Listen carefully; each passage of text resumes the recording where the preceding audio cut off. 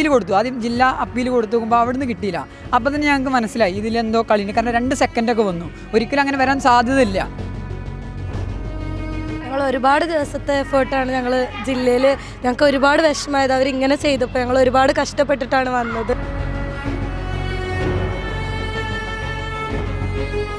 അടുത്ത് വരുന്ന കൊല്ലത്തിനായിക്കോട്ടെ ഒരു കുട്ടികൾക്കും ഇങ്ങനത്തെ ഒരു അനുഭവം ഉണ്ടാകാൻ പാടില്ല. ഇത്ര കുട്ടികൾ കുറേ ക്ലാസ് കളഞ്ഞിട്ടും കുറേ സ്ട്രഗിൾ ചെയ്തിട്ടും കുറേ പഠിപ്പ് കളഞ്ഞിട്ടുമാണ് ഇത്ര സ്ട്രഗിൾ ചെയ്തിട്ടാണ് വരുന്നത്. സാധാരണ ഒരു മോണോ ആക്ടിൻ്റെ റിസൾട്ട് പറയാൻ അരമണിക്കൂർ എടുക്കുന്ന സ്ഥലത്ത് വെറും 5 മിനിറ്റ് പോലും എടുത്തിട്ടില്ല. ഇറങ്ങിയ ടൈമിൽ റിസൾട്ട് പറയുന്നു.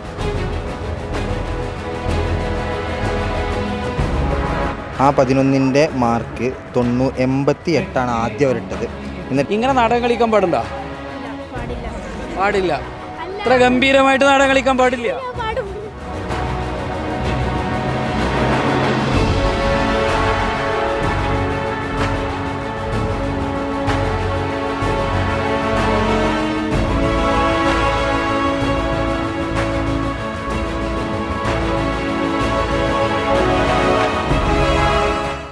ചാലഞ്ച് എന്നൊക്കെ പറഞ്ഞാൽ ഇതാണ്.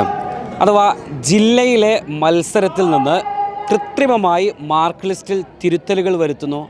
അതുമൂലം ഇവർ 1ാം സ്ഥാനം ലഭിക്കേണ്ടിയിടത്തു നിന്ന് പിറകോട്ട് പോകുന്നു. പിന്നീട് ഈ ടീം ഹൈക്കോടതിയിൽ പോകുന്നു. ഹൈക്കോടതി വളരെ കൃത്യമായി ഇവരുടെ മാർക്ക് ഷീറ്റ് തിരുത്തപ്പെട്ടിട്ടുണ്ട് എന്ന് കണ്ടെത്തപ്പെടുന്നു. ഇവർ സംസ്ഥാന സ്കൂൾ കലോത്സവ മത്സരത്തിൽ അറബി കലോത്സവത്തിലെ ഹൈസ്കൂൾ വിഭാഗത്തിൻ്റെ നാടക മത്സരത്തിൽ പങ്കെടുക്കുന്നു. അതിഗംഭീരമായ പ്രകടനം എന്നത് പറയാതിരിക്കാൻ ഒരു നിർവാഹവുമില്ല. എൻ്റെ കൂടെ ഒരു ഫുൾ ടീമുണ്ട്. കുറേ ഡ്രസ്സിലെല്ലാം കുറച്ച് അഴുക്കൊക്കെ ആയിട്ടുള്ള കുട്ടികളുടെ ഒരു കോലത്തിലാണ് ഇവരുടെ ഒരു വസ്ത്ര ധാരണം ഇപ്പോൾ ഇവിടെയുള്ളത്. കാരണം ഇവരുടെ നാടകത്തിലെ തീം അതായിരുന്നു. ഒരു പ്രകൃതി ദുരന്തവുമായിട്ട് ബന്ധപ്പെട്ടൊരു തീമാണ്. അത് അവതരിപ്പിച്ചു. ആ സദസ്സ് നിറഞ്ഞ കയ്യടി കൊടുക്കുന്നു. എനിക്ക് അത്ഭുതം തോന്നുകയാണ്. എങ്ങനെയാണ് ഈ ഒരു ടീമിനെ 2ാം സ്ഥാനത്തേക്ക് തള്ളിവിടാൻ അവിടെ നിന്ന് തോന്നിയിട്ടുള്ളത് എന്നാണ്. എൻ്റെ കൂടെയുള്ളത് മലപ്പുറം എടപ്പാടിലെ കോട്ടൂർ സ്കൂളിലെ കുട്ടികളാണ്. ഇങ്ങനെ നാടകം കളിക്കാൻ പാടുണ്ടോ?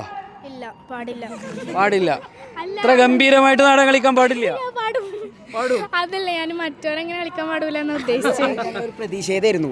ഇനി അടുത്ത് വരുന്ന കൊല്ലത്തിനായിക്കോട്ടെ ഒരു കുട്ടികൾക്കും ഇങ്ങനത്തെ ഒരു അനുഭവം ഉണ്ടാകാൻ പാടില്ല. ഇത്ര കുട്ടികൾ കുറേ ക്ലാസ് കളഞ്ഞിട്ടും കുറേ സ്ട്രഗിൾ ചെയ്തിട്ടും കുറേ പഠിപ്പ് കളഞ്ഞിട്ടുമാണ് ഇത്ര സ്ട്രഗിൾ ചെയ്തിട്ടാണ് വരുന്നത്. അത് എന്നിട്ട് ഈ ജഡ്ജസ് ഇങ്ങനത്തെ ഒരു തിരിമറി ചെയ്യുന്ന ആർക്കും അറിയില്ലല്ലോ. ഇങ്ങനെ ഇനി ഒരു കുട്ടികൾക്ക് ഇതുപോലെ ഉണ്ടാവാൻ പാടില്ല. അതിനെതിരെ പ്രതിഷേധമാണ് ഇപ്പോൾ ഞങ്ങളിവിടെ കളിച്ചിട്ടുള്ളത്. നിങ്ങൾക്ക് എങ്ങനെ മനസ്സിലായി പിന്നെ നിങ്ങളുടെ സ്കോർ ഷീറ്റ് തിരുത്തപ്പെട്ടിട്ടുണ്ട് എന്ന് നിങ്ങൾ അവിടുന്ന് മനസ്സിലാക്കുന്നത് എങ്ങനെയാണ്? അത് ഞങ്ങൾ കളിച്ച് ഇറങ്ങി, അതായത് ലാസ്റ്റ് നാടകമാണ് 1:30 ഞങ്ങൾ കളിക്കുന്നത്. കളിച്ചിട്ട് ഇറങ്ങി. സാധാരണ ഒരു മോണോ ആക്ടിൻ്റെ റിസൾട്ട് പറയാൻ അരമണിക്കൂർ എടുക്കുന്ന സ്ഥലത്ത് വെറും 5 മിനിറ്റ് പോലും എടുത്തിട്ടില്ല. ഇറങ്ങിയ ടൈമിൽ റിസൾട്ട് പറയുന്നു. അത് ഒരു സംശയം തോന്നി.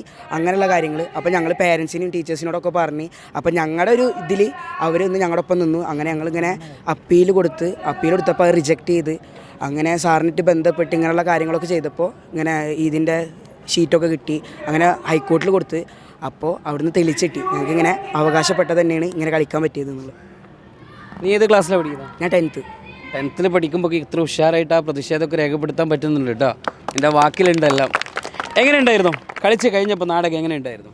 എല്ലാവരും വന്നിട്ട് നല്ല നാടകമായിരുന്നു പറഞ്ഞപ്പോൾ ഒരു ഉന്മേഷം കിട്ടി. എന്തായിരുന്നു നിങ്ങളുടെ തീം? എന്തായിരുന്നു ഞങ്ങളുടെ തീം പറയുമ്പോൾ പ്രകൃതിയുമായി ബന്ധപ്പെട്ടിട്ട് അങ്ങനെയുള്ള ഒന്നുകൂടി അതിന് നമ്മളൊന്ന് അതായത് പ്രകൃതിക്കെതിരെ ചെയ്യുന്ന ചൂഷണങ്ങളെയാണ് ഞങ്ങൾ അതിൽ ഉദ്ദേശിച്ചുള്ളത്. അപ്പോൾ അതിൽ ഇപ്പോൾ നടക്കുന്നതും സാമകാലിക ബന്ധങ്ങളും ഇതിൽ ഉൾപ്പെട്ടിട്ടുണ്ട്. ഇപ്പോൾ മോശം ചെയ്ത രാഷ്ട്രീയക്കാരെന്നുള്ളത് നമ്മുടെ ഇപ്പോഴത്തെ അവസ്ഥയെ കൂടി ചൂണ്ടിക്കാണിക്കുന്ന ഒരു രംഗമാണ്. ഇവരെന്തായിരുന്നു റോൾ? എന്തായിരുന്നു? രാഷ്ട്രീയക്കാരന്. നല്ല രാഷ്ട്രീയക്കാരനാണോ അല്ലെങ്കിൽ ആളുകൾക്കൊക്കെ ചൂഷണത്തിനൊക്കെ കൂട്ടുന്നു കൊടുക്കുന്ന രാഷ്ട്രീയം? ഏതായിരുന്നു ആളുടെ ഒരു പ്രൊഫൈൽ? ഇപ്പോഴത്തെ പോലെ തന്നെ നമുക്കിപ്പോൾ സംഭവിച്ച് നടക്കുന്നത് പോലെ തന്നെ, അതായത് സ്വന്തം കാര്യം ബാക്കിയുള്ളവരുടെ കാര്യം നോക്കണില്ല. പാവപ്പെട്ടവർ ഇപ്പോഴും അവിടെ ഇരിക്കുക, പക്ഷേ സ്വന്തം കാര്യം എന്നുള്ളൊരു സെൽഫിഷ് ആയിട്ടുള്ളൊരു രാഷ്ട്രീയക്കാരനായിരുന്നു. പക്ഷേ ഇവൻ്റെ സംസാരം ഈ നാടകങ്ങളും മറ്റുമൊക്കെ പ്രതിഷേധങ്ങളോ അല്ലെങ്കിൽ നമ്മുടെ കലകളും നമ്മുടെ അവകാശങ്ങൾക്കൊക്കെ വേണ്ടി പറയേണ്ടതാണ്. അത് കൃത്യമായിട്ട് പറയുന്നുണ്ട്. പക്ഷെ അതോടൊപ്പം ഈ ഇതിലേക്ക് വരുന്ന സമയത്ത്, ടീമിലേക്ക് വരുന്ന സമയത്ത് ഒരു രാഷ്ട്രീയക്കാരനായി മാറുന്നുണ്ട് അല്ലേ? അങ്ങനെ മാറി. അതന്നെ ഈ അറബി സാറും ആയിക്കോട്ടെ, ഈ നാടകത്തിന് സാറായിക്കോട്ടെ, ഇവരുടെ ഒരു സപ്പോർട്ട്. പിന്നെ ഞാൻ നാടകത്തേക്ക് വന്ന കാരണം സാറാണ് നാടകം പഠിപ്പിച്ചത്. അങ്ങനെ ക്യാരക്ടർ എങ്ങനെ ചെയ്യണം, ഏത് രീതിയിൽ ചെയ്യണം, അതൊക്കെ ഒരു ബേസിക് പഠിപ്പിച്ചു തന്നുകൊണ്ട്. ഈ ഉപജില്ല മുതൽ നിങ്ങളുടെ പ്രാക്ടീസ് തുടങ്ങിയിട്ടുണ്ടാവും അല്ലേ? അപ്പോൾ എത്ര ദിവസത്തെ ഒരു എഫേർട്ട് അല്ലെങ്കിൽ എത്ര മാസത്തെ എഫേർട്ട് ഉണ്ട്? ഞങ്ങൾ ഒരുപാട് ദിവസത്തെ എഫേർട്ടാണ് ഞങ്ങൾ ജില്ലയിൽ. ഞങ്ങൾക്ക് ഒരുപാട് വിഷമമായത് അവരിങ്ങനെ ചെയ്തപ്പോൾ. ഞങ്ങൾ ഒരുപാട് കഷ്ടപ്പെട്ടിട്ടാണ് വന്നത്, ഒരുപാട് ആഗ്രഹിച്ചിട്ടാണ് ഞങ്ങൾ വന്നത്. ഞങ്ങളുടെ വേദി അവർ മുടക്കിയപ്പോൾ ഞങ്ങൾ പ്രതിഷേധിച്ച് വാശിയോടെ വന്നതാണ്. അതുകൊണ്ട് ഞങ്ങൾക്ക് ഹൈക്കോർട്ട് ഞങ്ങളുടെ ഭാഗത്ത് ശരിയുള്ളതുകൊണ്ട് തന്നെ ഹൈക്കോർട്ട് ഞങ്ങൾക്ക് അപ്പീൽ തന്നു. ഞങ്ങൾക്ക് ഇവിടെ നന്നായിട്ട് കളിക്കാൻ പറ്റി. ഒരുപാട് സന്തോഷം. ആരാണ് നിങ്ങളുടെ സംവിധായകനും കൊറിയോഗ്രാഫറും അതൊക്കെ ആരാണ്? ആബിദ് സാറാണോ?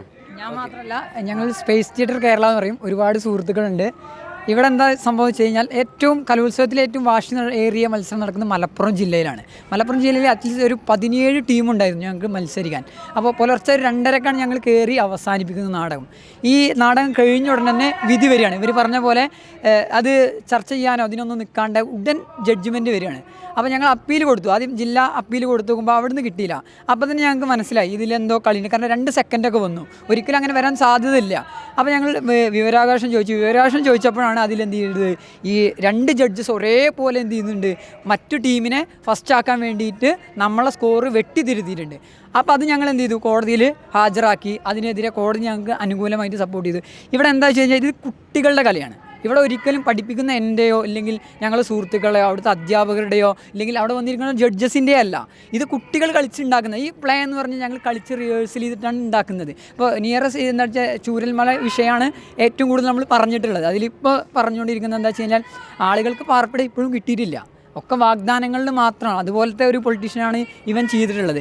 ജനങ്ങൾ ഇപ്പോഴും വിഡ്ഢികൾ തന്നെയാണ്. ഈ ഇപ്പോൾ ഇലക്ഷൻ വരാൻ പോവുകയാണ്. ഈ ഇലക്ഷൻ സമയത്ത് ഭയങ്കരമായിട്ട് എല്ലാവർക്കും ഭയങ്കരമായിട്ട് ഹൈപ്പ് കൊടുക്കും. പക്ഷെ അത് കിട്ടിയോ ഇല്ലയെന്നൊക്കെ നമ്മൾ എന്ത് ചെയ്യണം, വീണ്ടും ചകഞ്ഞ് നോക്കുമ്പോൾ ഇപ്പോൾ മീഡിയ പോലും ആ സമയത്ത് അവിടെ ഭയങ്കരമായിട്ടായിരുന്നു. പക്ഷേ ഇപ്പോൾ അവിടെ ഒരു മീഡിയ ഇല്ല. ഇപ്പോൾ അവിടെ എന്താ വയനാട് എന്താ വെച്ചാൽ എല്ലാവർക്കും ഒരു ടൂറിസ്റ്റ് പ്ലേസാണ്. ഇപ്പോൾ അവിടെ എന്താ DNA വെച്ച് കബറടക്കിയിട്ടുള്ള എല്ലാവരുടെയും സ്ഥലങ്ങളെല്ലാവരും വന്നിട്ട് ഭയങ്കര ടൂറിസ്റ്റ് പ്ലേസ് ആയിട്ടാണ് എന്ത് ചെയ്യുന്നത്, വിസിറ്റ് ചെയ്യുന്നത്.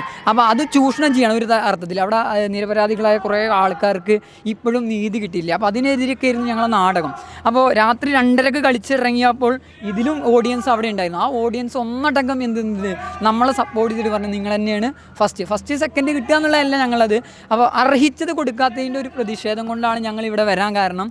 അപ്പോൾ ഇതെന്താ വെച്ചാൽ ഈ മലപ്പുറം ജില്ലയുടെ എന്താ വെച്ചാൽ ഒരു കാലാകാലമായിട്ട് ഒരേ സ്കൂൾ തന്നെയാണ് അവിടുന്ന് ഫസ്റ്റ് കിട്ടി പോന്നുകൊണ്ടിരിക്കുന്നത്. അത് മാറ്റണം.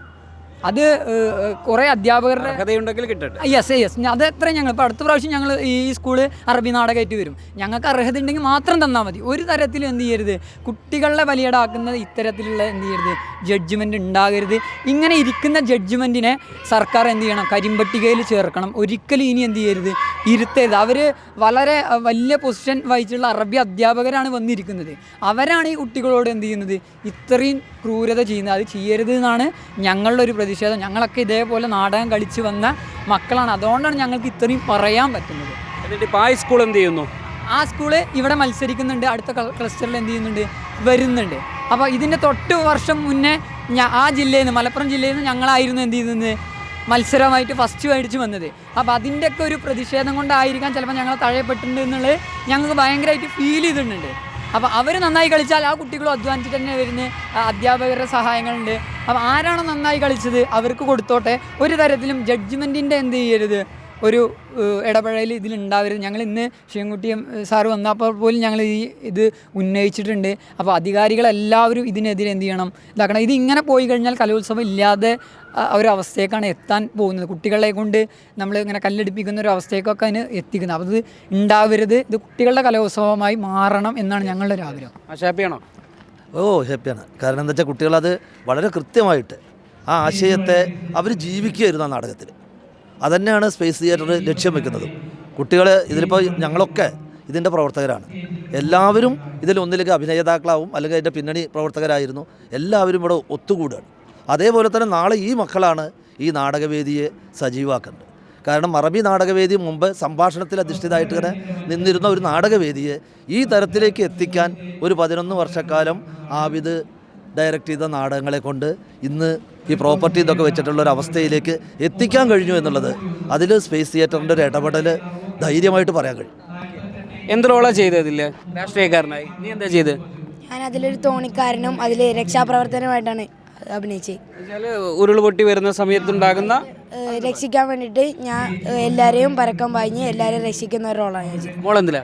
ഞാൻ വൃദ്ധടി ഉണ്ട്, പുഴടി ഉണ്ട്, പിന്നെ രക്ഷാപ്രവർത്തകരായിട്ട്. എന്തൊക്കെയാ ഒന്നുകൂടി പറയാമോ? വൃദ്ധ, പുഴ, അതുപോലെ രക്ഷാപ്രവർത്തകരായിട്ട്. 3 റോൾ ഒരേ സമയം എടുത്തിട്ടുണ്ട്. നിൻ്റെതോ? ഞാൻ കിളിയായിരുന്നു. കിളിയ, അതാണ് ഈ ഡ്രസ്സ്. ഓക്കെ. ഞാൻ കാറ്റ്, പിന്നെ റിപ്പോർട്ടർ. കാറ്റും റിപ്പോർട്ടർ നമ്മളെ പണിയാണ്. ഞാൻ ഉരുൾപൊട്ടി വരുമ്പോൾ പിമ്മയൊക്കെ നഷ്ടപ്പെട്ട് ഒറ്റപ്പെട്ട് പോയൊരു കുട്ടിയായിട്ടാണ് ഒറ്റപ്പെട്ടൊരു കുട്ടി. റിപ്പോർട്ടർ, മഴ, രക്ഷാപ്രവർത്തകൻ. ഞാൻ മ്യൂസിക്കായിരുന്നു. മ്യൂസിക് ആയിരുന്നു. ബാക്ക്ഗ്രൗണ്ടിലാണ് ഉണ്ടാവും അല്ലേ? ബാക്ക്ഗ്രൗണ്ട് ടീച്ചറാണ്. ഓക്കെ, ബാക്ക്ഗ്രൗണ്ടാണ് എല്ലാവരും. ഇപ്പോൾ ഈ പേപ്പറൊക്കെ കയ്യിലുണ്ട് അല്ലേ?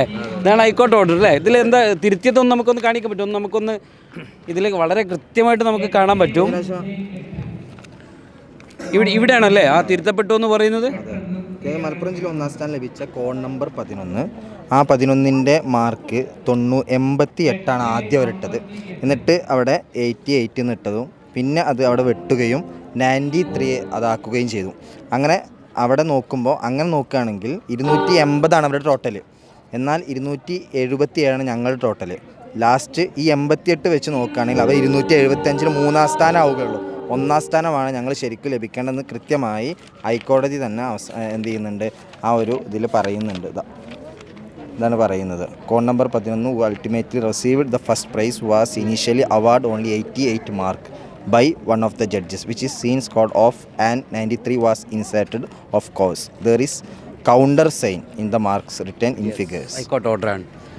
ഒരു കാര്യം ഉറപ്പാണ്, കലകൾ സാമൂഹിക നീതിക്ക് വേണ്ടിയുള്ളതാകണം.